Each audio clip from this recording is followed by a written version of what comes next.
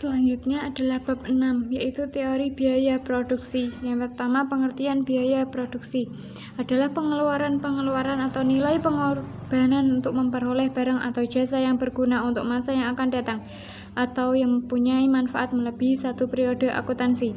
Produksi adalah kegiatan suatu perusahaan untuk memproses dan merubah bahan baku menjadi bahan jadi melalui penggunaan tenaga kerja dan fasilitas produksi lainnya.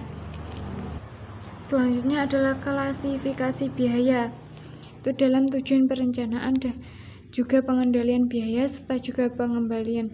Suatu keputusan biaya tersebut dapat digolongkan dengan sesuai tingkah lakunya dalam suatu hubungannya dengan perubahan volume kegiatan yang dikelompokkan ialah menjadi 3 jenis, antara lain biaya tetap, biaya variabel, dan biaya semi variabel. Selanjutnya, biaya produksi dalam jangka pendek dan kurvanya. Teori produksi jangka pendek atau satu faktor perubah adalah teori produksi yang sederhana, menggambarkan tentang hubungan di antara tingkat produksi suatu barang dengan jumlah tenaga kerja yang digunakan untuk menghasilkan berbagai tingkat produksi barang tersebut. Dan apabila jumlah dari suatu faktor produksi yang digunakan adalah tetap, maka biaya produksi yang dikeluarkan untuk memperoleh adalah tetap nilainya.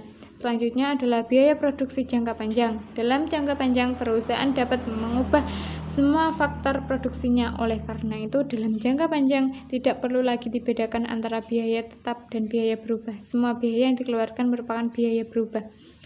Cara meminimumkan biaya jangka panjang dapat memperluas kapasitas produksinya. Perusahaan harus menentukan besarnya kapasitas pabrik yang akan meminimumkan biaya produksi. Dalam analisis ekonomi, kapasitas produksi dapat digambarkan dengan kurva biaya rata-rata. Selanjutnya adalah economics of sale and diseconomies of sale. Economy of sale adalah menunjukkan kepada keuntungannya biaya rendah yang didapat dari ekspektasi aktivitas operasional dalam sebuah perusahaan merupakan salah satu cara untuk meraih keunggulan biaya rendah demi menciptakan keunggulan bersaing.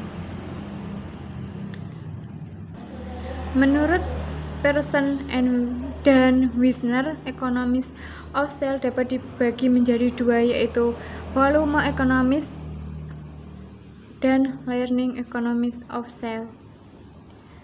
Selanjutnya, disease economic of sale. Walaupun perusahaan dapat mendapatkan keuntungan economics of sale apabila meningkatkan skala aktivitasnya, kondisi diseconomies of sale di mana average total cost per unit dan periode tertentu semakin meningkat apabila jumlah hasil produksi terus ditingkatkan dapat terjadi. Sumber dari timbulnya diseconomies of sale berasal dari birokrasi, upah buruh yang tinggi, dan operasi yang tidak efisien. Terima kasih, sekian penjelasan dari saya, kurang lebihnya mohon maaf. Wassalamualaikum warahmatullahi wabarakatuh.